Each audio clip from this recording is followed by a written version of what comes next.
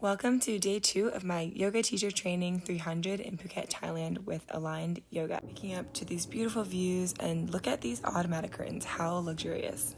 Today I decided to go explore the beach since I haven't been yet, and you can kind of hear my feet shuffling because I don't have any sandals and I use the hotel sandals.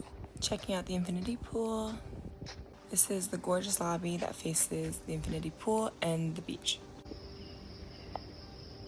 I do end up getting sandals at the end of the night, and wait, it's a really good story. Found my way to the beach, and look at this.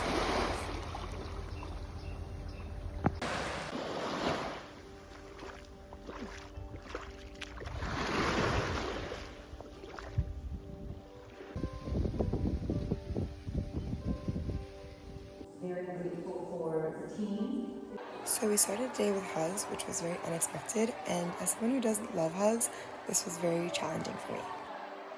So the first day we did handstands, and now the second day we're doing sirsasana A, which is forearm handstand. And you can see Amy here adjusting me. I almost had it, but you can see my hips right here fall back to the wall, and my feet just flop to the wall.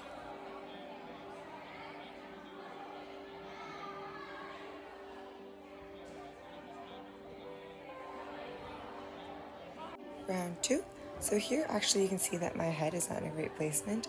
I'm more on my hairline, and you should really be on the crown of your head, and this is not good for those with neck issues, and as someone who has herniated disc, this is not great.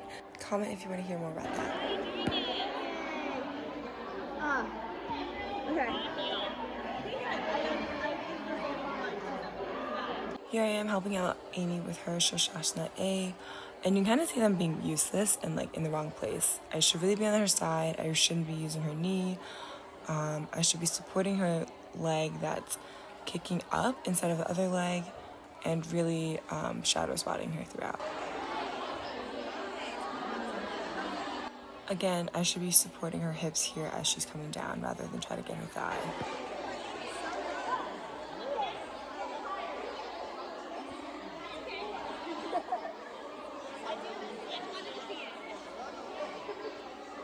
So in the back you can hear Jess, one of our amazing teachers, helping out Amy here.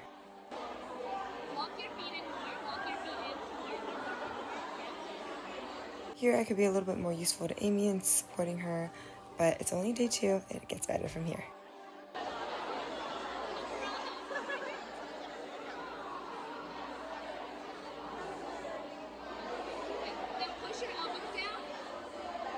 Here you kind of see me come into being more of a yoga teacher and just getting into it.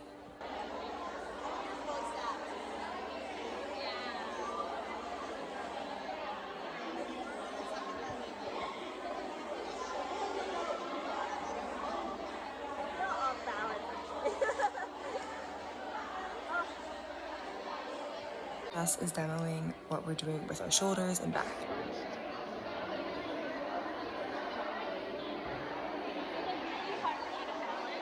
Here I'm just shadow spotting Amy. She's pretty strong at getting into her forearm handstand. It's more the balancing act, so I'm just being on standby and catching her if anything happens.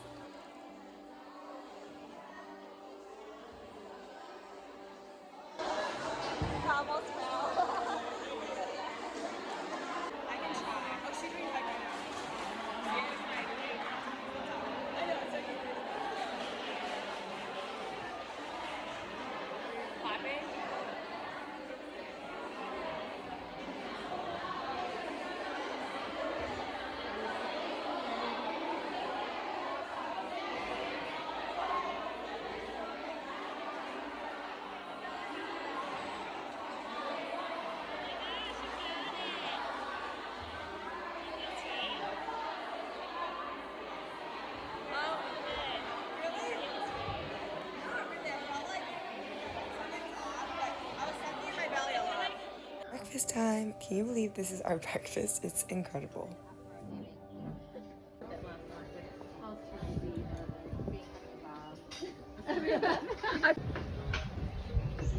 Caught a video of Bri and her son playing some acro yoga.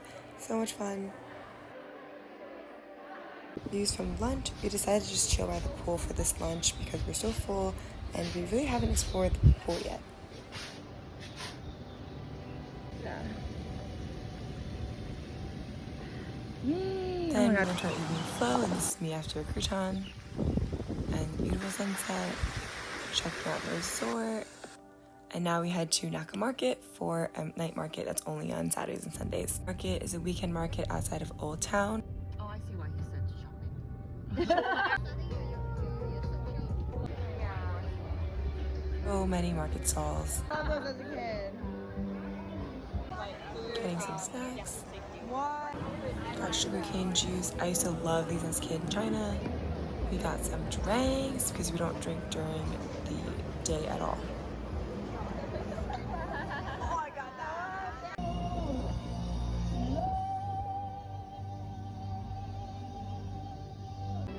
I had to get some skewers. It's probably one of my favorite street foods, and I love street food. So at this point the other night, we realized that Wendy doesn't have her phone. We didn't know what to think. We thought if someone stole it, we didn't know if we left it on a table when we were checking out the market. So we retraced all of our steps throughout the market and tried to find her phone. Ultimately, we decided that she probably left it in the cab that we took to the market. We log into her iCloud from my phone, and we see that, yes, the phone is on the move and it's not where we are, so we know it's not at the market. Here's a zoomed out view of where the phone is. I think we'll find it. Oh, nasty. I got shoes. The sandals, I told you it's a good story. So at this point, the market's about to close, and we just decided to go home and figure out the phone situation back home. It's now 10:15, which is 45 minutes from when we realized we lost the phone, and the phone has moved to a different location. And so we definitely know that it's someone driving around, so it confirms that it's a taxi driver. So this is where it gets really interesting because you notice that it says the phone was there 12 minutes ago, and then now it says old location. So we don't have access to her iCloud anymore. At some point, Apple realized that we shouldn't have logged in and logs us out of her iCloud. So we have no access to the phone whatsoever. Here we are, 6 girls trying to figure out what to do. We have one person on the phone with the cab company, which is Grab. Someone's trying to speak with the concierge. Someone's trying to figure out how to hack into the phone. Someone's trying to call the lost phone and just see if the taxi driver picks it up and hears it in the cab. Someone's trying to get into the lost phone's email so we can try to find the Grab receipt so we can contact Grab for the receipt confirmation, and then one of us just contacting, aka me. So at some point we logged back into our iCloud from my phone. I have no idea how, and I think we just kept refreshing and hoping we logged back in. And so we did, and we saw where the phone was again. It was also at this point where we finally got in contact with the Grab Thailand customer service and were able to explain the situation, and they were able to connect us with the driver that ultimately dropped us off at the market to begin with. And our concierge was so helpful speaking Thai with the driver. In fact, he was so helpful that he was able to convince the driver to come back and drop off the phone at the hotel. Thank you, Charlie at Amatara. You are the man. And initially there was some miscommunication with the driver where he said he didn't have any phone, and we were able to play the sound on the lost iPhone and it dinged. And finally he was able to say, oh, I found it, it's in between the seat cracks, which makes sense because Wendy didn't even realize she lost it to begin with. So we finally see where the driver is, and he's heading back, and we just wanted to double check how far it is and for us to calculate the Grab cost, because essentially we're paying for a cab ride from where he is to where we are. And Phuket's low-key a very large island if you have not been to Phuket yet. So at this point, we almost have the phone. The driver's on the way back, but now it's just a waiting game for him if he shows up in the next 30 minutes. And ultimately, he does show up within 30 minutes, and we pay him the Grab cost. And I wish I recorded this because it was so funny. Wendy came to my room and grabbed me, and we paid him together.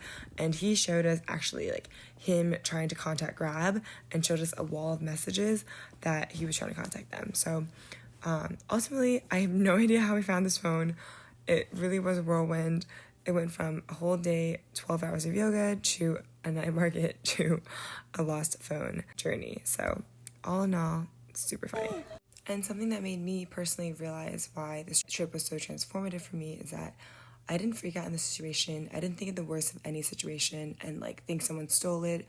We just tried to figure out the best solution, and ultimately it worked out in our favor, which was very different than I would have been back home. So even on day 2, I already felt like I've learned so much, not even in yoga, but also outside of yoga. Trying to find our phone.